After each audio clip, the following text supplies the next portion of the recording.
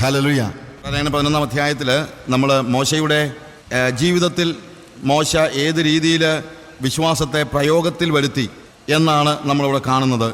എന്നാൽ അടുത്തതായിട്ട് ഇസ്രായേൽ മക്കൾ എങ്ങനെയാണ് ഈ ഫെയ്ത്ത് പ്രാക്ടീസ് ചെയ്യുന്നത്, അല്ലെങ്കിൽ അത് അവരുടെ ജീവിതത്തിൽ എങ്ങനെ സംഭവിക്കുന്നു എന്നുള്ളതിനെക്കുറിച്ച് നമ്മൾ കാണുന്നു. അവിടെ പറയുന്നത് 28-ാമത്തെ വാക്യത്തിൽ, വിശ്വാസത്താൽ അവർ കടിഞ്ഞൂലുകളുടെ വിശ്വാസത്താൽ അവൻ, it says about Moses, of course it's related with the people.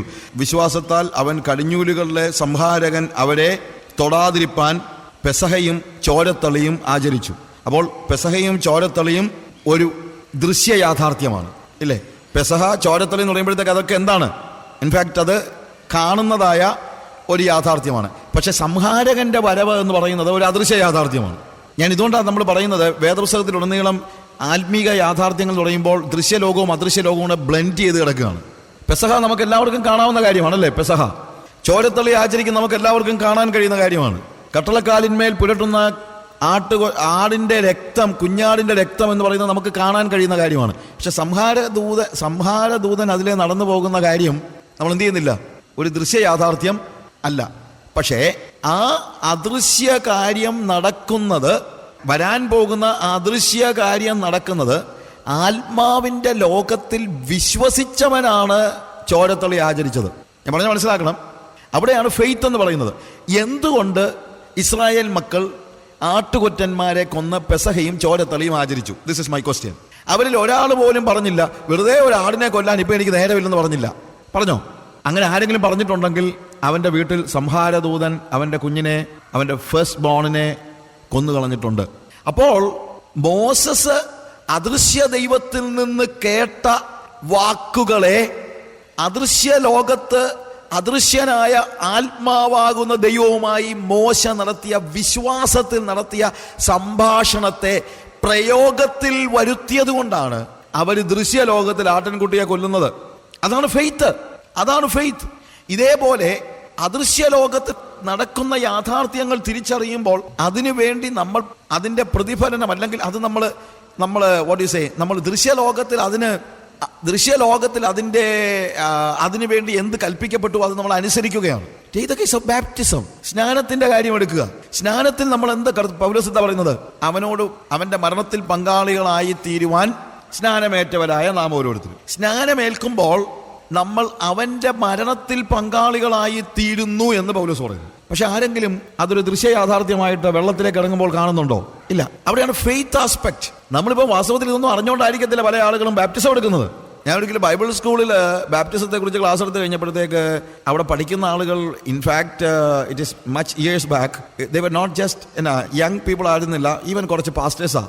അവർ പറഞ്ഞു, എൻ്റെ പൊന്നു സാറ് ഇതൊന്നും അറിയാതെയാണ് നമ്മൾ ബാപ്റ്റിസം എടുത്തത്, സ്നാനത്തിന് ഇത്രയും അർത്ഥമുണ്ടെന്നൊന്നും ഞങ്ങൾ ഓർത്തില്ല. പക്ഷേ സ്നാനം എന്ന ആ ശുശ്രൂഷ ദൈവസഭയ്ക്ക് ഫലമേൽപ്പിച്ചപ്പോൾ വെറുതെ വെള്ളത്തിൽ മുങ്ങിപ്പൊങ്ങുന്നതല്ല, അതിനപ്പുറത്തൊരു ആത്മീയ യാഥാർത്ഥ്യം അതിനകത്തുണ്ട്. ചിലപ്പം ആളുകൾ ചോദിച്ചേക്കാം, എന്നാ കിട്ടാനാടാ വെള്ളത്തിനകത്തൊന്ന് മുങ്ങിപ്പൊങ്ങിയ, എന്തോ കിട്ടാനാ? അതിനകത്തൊന്നും ഇത്ര വലിയ കാര്യം. വെള്ളത്തിനകത്ത് മുങ്ങിപ്പൊങ്ങിയ ഒന്നും സംഭവിക്കാനില്ലെങ്കിൽ നിങ്ങൾ എന്തിനായി സ്നാനപ്പെടുന്നവരെ വഴക്കുണ്ടാക്കുന്നത്? നിങ്ങൾ തന്നെ പറയുന്നത് എന്താണ്? വെള്ളത്തിലോട്ട് മുങ്ങിപ്പൊങ്ങിയിട്ട് എന്നാ കിട്ടാനാണെന്ന്. അങ്ങനെ വെള്ളത്തിലോട്ട് മുങ്ങിപ്പൊങ്ങിയോണ്ട് ഒന്നും സംഭവിക്കുന്നില്ലെങ്കിൽ എൻ്റെ ചോദ്യം, പിന്നെ നിങ്ങൾ എന്തിനാ ബാപ്റ്റിസം എടുത്തെന്ന് പറഞ്ഞുകൊണ്ട് ഇത്രയും വലിയ വഴക്കുണ്ടാക്കുന്നത്? അതല്ലേ ഇവിടുത്തെ വലിയൊരു പ്രശ്നം. വിശ്വാസികൾ ആരെങ്കിലും സ്നാനപ്പെട്ട് കഴിയുമ്പോഴല്ലേ പ്രോബ്ലം ഉണ്ടാകും. എന്തിനാ പ്രശ്നം ഉണ്ടാക്കുന്നത്? അതിനകത്ത് കാര്യമൊന്നുമില്ലെങ്കിൽ നിങ്ങൾ വഴക്കുണ്ടാക്കുമ്പോൾ അതിൻ്റെ അർത്ഥം എന്താണ്? സ്നാനം എന്ന് പറഞ്ഞാൽ വെറുതെ വെള്ളത്തിൽ മുങ്ങിപ്പൊങ്ങുകയൊന്നും അല്ല എന്നാണ് അതിൻ്റെ അർത്ഥം, അല്ലേ? ഞാൻ പറഞ്ഞാൽ മനസ്സിലാകുന്നുണ്ടല്ലോ. അപ്പോൾ വിശ്വാസത്താൽ മോശ ചോരത്തളിയും പെസഹയും ആചരിക്കുമ്പോൾ അത് വെറുതെ ഒരു ആടിനെ കൊല്ലുന്നതല്ല, വെറുതെ അപ്പം ഉണ്ടാക്കി തിന്നുന്നതല്ല, ഒരു അത്താഴം കഴിക്കുന്നതല്ല. അവരെല്ലാ ദിവസവും അത്താഴം കഴിക്കുന്നതല്ല. പിന്നെന്താ ഇതിനകത്ത് തന്നെ ഇത്ര വലിയ പ്രത്യേകത? ആട്ടിൻകുട്ടിയൊക്കെ ഉണ്ടെങ്കിൽ വല്ലപ്പോഴൊക്കെ കൊന്നു തിന്നുന്നതല്ല. പിന്നെന്താ ഇതിനകത്ത് വലിയ പ്രത്യേകതയുണ്ട്. കാര്യം അദൃശ്യ ലോകത്തിലാണ് ഇതിൻ്റെ പ്രതിഫലനം. അവര് ദൈവത്തിൻ്റെ വാക്കുകളെ അതേപടി അനുസരിച്ച് ദൈവത്തിന് വേണ്ടി അവരെ തന്നെ സെപ്പറേറ്റ് ചെയ്യുകയാണ്. ഞങ്ങൾ മിസ്രൈമ്യരല്ല എന്ന് ദൈവത്തോട് പ്രഖ്യാപിക്കുകയാണ്. കുഞ്ഞാടിൻ്റെ ചോരത്തളിയിൽ സംഭവിക്കുന്ന കാര്യം അതാണ്. മിസ്രൈമ്യൻ ഒരിക്കലും ഇത് വിശ്വസിക്കുന്നില്ല. വിശ്വസിക്കാത്ത മിസ്രൈമ്യൻ കുഞ്ഞാടിൻ്റെ ചോരയിൽ അവരുടെ എന്താണ്, they were not marking their homes, അവരുടെ വീടുകളെ മാർക്ക് ചെയ്യാൻ അവർ തയ്യാറല്ല.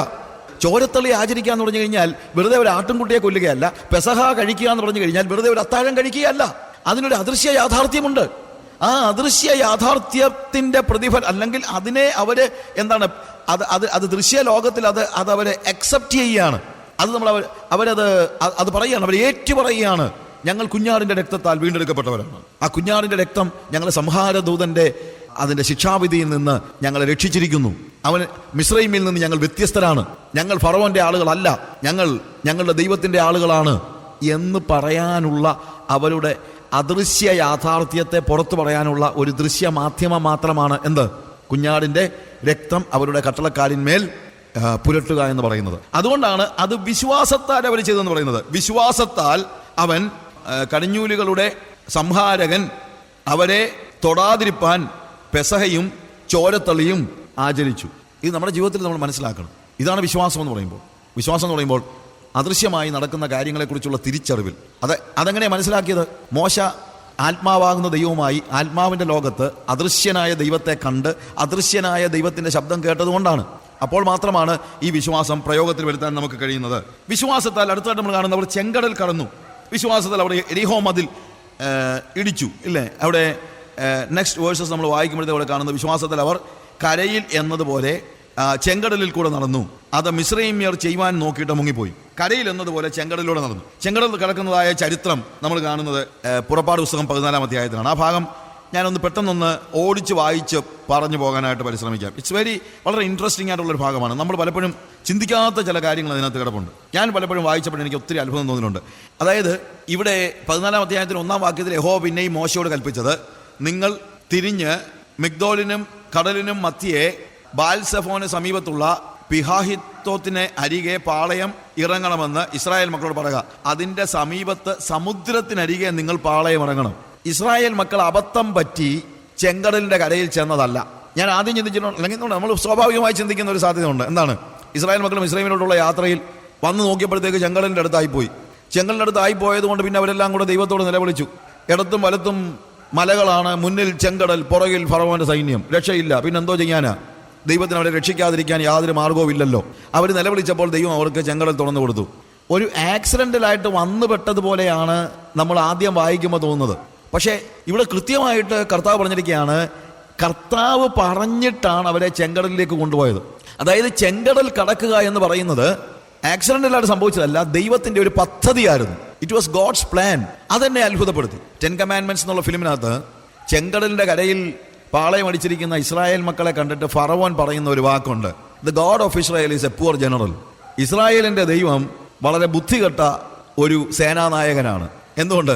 അല്ലെങ്കിൽ എനിക്ക് തിന്നാൻ പാകത്തിൽ ഇവരെ ഈ ചെങ്കടലിൻ്റെ വഴി കൊണ്ട് ഇട്ടു തരുമോ? ഇനിയും ഫറവോന് മനസ്സിലായി, അവൻ്റെ മാനുഷിക ബുദ്ധിയിൽ എന്ത് മനസ്സിലായി? ഇതാ ഇപ്പോൾ ഇവരെൻ്റെ കയ്യിലാണ്, അവർക്ക് ഇടത്തോട്ട് പോകാൻ പറ്റത്തില്ല, വലത്തോട്ട് പോകാൻ പറ്റത്തില്ല, മുന്നിൽ ചെങ്കടലാണ്, ഞാൻ പുറകെ നിൽക്കുകയാണ്. The God of Israel is A poor general. അയാൾക്ക് ബുദ്ധിയില്ല, അതുകൊണ്ടാണ് ഇവിടെ കൊണ്ടാക്കിയത്. പക്ഷെ ആർക്കാണ് ബുദ്ധിയില്ലാഞ്ഞത് പിന്നെ മനസ്സിലായി. ഇത് ദൈവം പ്ലാൻ ചെയ്തതാണ്. ചെങ്കടൽ കടത്തുക എന്നുള്ളത് ദൈവത്തിന്റെ പ്ലാനായിരുന്നു. ആ കടക്കുന്ന ഭാഗങ്ങളെക്കുറിച്ചൊന്നും വിവരിക്കാൻ നമുക്ക് സമയമില്ലല്ലോ. എങ്കിലും ഞാൻ താഴോട്ട് വരുമ്പോഴത്തേക്ക് പറയട്ടെ, ഇസ്രായേൽ മക്കൾക്ക് മനസ്സിലായില്ല, മോശയ്ക്ക് മനസ്സിലായി, ഇസ്രായേൽ മക്കൾക്ക് മനസ്സിലായി. ഇസ്രായേൽ മക്കൾ പറഞ്ഞു, ഇതാ തീർന്നു, ഞങ്ങൾ വെറുതെ ഓടിപ്പോകുന്നു, ഞങ്ങളുടെ ജീവൻ ഇത് അപകടത്തിലായിരിക്കുന്നു, ഞങ്ങളെ ഫറവോൻ പിടിച്ചുകൊണ്ട് പോകും, ഇനി എന്തിനാണ് ഞങ്ങൾ ജീവിക്കുന്നത്? മോശയ്ക്കെതിരെ അവർ പിറുപിറുത്തു. മോശ പറഞ്ഞു, നിങ്ങൾ മിണ്ടാതിരിക്കുക, ദൈവം നിങ്ങൾക്ക് വരുത്താൻ പോകുന്ന രക്ഷ നിങ്ങൾ കാണും, നിങ്ങൾ നശിച്ചു പോകത്തില്ല. ദൈവം മോശയോട് പറഞ്ഞു, നിന്റെ കയ്യിലിരിക്കുന്ന വടി നീ നീട്ട്. ചെങ്കടൽ രണ്ടായിട്ട് പിളർന്നു. സംഭവം അറിയാമല്ലോ. കരയിൽ എന്നതുപോലെ അവർ അക്കരെ കടന്നു. മിസ്രൈമ്യർ ഇത് അനുകരിക്കാൻ നോക്കി, മുങ്ങിപ്പോയി. മിസ്രൈമ്യരെല്ലാം അനുകരിക്കുന്നവരാണ്. മോശയുടെ വടി താഴെ ഇട്ടപ്പോഴും അവർ അനുകരിച്ചു. അന്നേരം കുറച്ച് പണി പറ്റി. പക്ഷേ പണി പറ്റിയിട്ട് കാര്യമില്ല, സർപ്പമായെന്നുള്ളതേ ഉള്ളൂ. അഹരോന്റെ വടി മിസ്രൈമ്യരുടെ വടികളെ വിഴുങ്ങിക്കളഞ്ഞു. വാസ്തവം പറഞ്ഞാൽ ദൈവം അവർക്ക് കൊടുക്കുന്ന വലിയ ഒരു സൈനാണ്. ഇസ്രായേൽ മക്കൾ വടി നിലത്തിടുമ്പോൾ സർപ്പമായി തീരുക എന്നുള്ളത് ദൈവം ഇസ്രായേൽ മക്കൾക്ക് കൊടുത്ത ഒരു സൈനാണ്, ഒരു അടയാളമാണ്, അല്ലാതെ ഫറവോന് കൊടുത്ത അടയാളമല്ല. നമ്മൾ ദൈവം മോശയോട് സംസാരിക്കുമ്പോൾ, പുറപ്പാട് പുസ്തകത്തിൽ നമ്മൾ 3-ാം അധ്യായത്തിൽ വായിക്കുമ്പോഴത്തേക്ക് ദൈവം മോശയോട് സംസാരിക്കുമ്പോൾ 3-4 അധ്യായങ്ങൾ വായിക്കുമ്പോൾ മോശ ദൈവത്തോട് ചോദിക്കുന്ന ഒരു ചോദ്യമുണ്ട്. ഞാൻ അവിടെ ചെല്ലുമ്പോൾ നീയാണ് എന്നെ അയച്ചതെന്നും ഞാൻ അവരുടെ നായകനായിരിക്കുമെന്നുള്ളതിന് അടയാളം എന്താണെന്ന്. അപ്പോഴാണ് കർത്താവ് പറയുന്നത്, നിന്റെ കയ്യിലിരിക്കുന്ന വടി നിലത്തിലാൻ, അത് സർപ്പമായി തീർന്നു. അപ്പോൾ ഈ അടയാളം ആർക്ക് വേണ്ടിയുള്ള അടയാളമാണ്? ഫറവോന് വേണ്ടിയുള്ള അടയാളമല്ല. ആർക്ക് വേണ്ടിയുള്ള അടയാളമാണ്? ഇസ്രായേൽ മക്കൾക്ക് വേണ്ടിയുള്ള അടയാളമാണ്. എന്നാൽ ഫറവോന്റെ മുമ്പിലുള്ള അടയാളം എന്താണ്? ഫറവോന്റെ മുമ്പിലെ അടയാളം വടി സർപ്പമായി തീർന്നതല്ല. വടി സർപ്പമായി തീർന്നതാണെങ്കിൽ മിസ്രൈമ്യരുടെ വടിയും എന്തായി തീർന്നു? സർപ്പമായി തീർന്നു. എന്നാൽ ഫറവോനോട് ദൈവം സംസാരിക്കുന്ന അടയാളം അഹരോന്റെ വടി മിസ്രൈമ്യ വടികളെ വിഴുങ്ങിക്കളയുന്നതാണ്. അഹരോൻ വടിയിട്ടപ്പോൾ സർപ്പമായി, അതൊരടയാളമാണ്. എന്ത്? ഇസ്രായേൽ സർപ്പത്തെ പോലെയാണ്. അത് വെറും വടിയല്ല. ഫറവോൻ പറഞ്ഞു ഞങ്ങളും വടിയല്ല, ഞങ്ങളും സർപ്പമാണ്. പക്ഷേ ദൈവം പറയുന്നു നീ സർപ്പമായിരിക്കാം, പക്ഷേ എൻ്റെ സർപ്പം നിന്റെ സർപ്പത്തെ തിന്നുകളയാൻ പോകുകയാണ്, വിഴുങ്ങിക്കളയാൻ പോകുകയാണ്. ഈ അടയാളമാണ് ചെങ്കടലിൽ നടക്കുന്നത്. അപ്പോൾ ഫറവോനോടുള്ള അടയാളം എന്താണ്? സർപ്പം വടിയാകുന്നതല്ല. എന്താണ്? അഹരോന്റെ സർപ്പം, ഇസ്രായേലാകുന്ന സർപ്പം ഫറവോന്യ സർപ്പത്തെ വിഴുങ്ങുന്നതാണ് അടയാളം. ആ വിഴുങ്ങലാണ് ചെങ്കടലിൽ നടക്കുന്നത്. ഞാൻ പറഞ്ഞ മനസ്സിലായോ? അതൊരു സിമ്പൽ, ഒരു സൈനാണ്.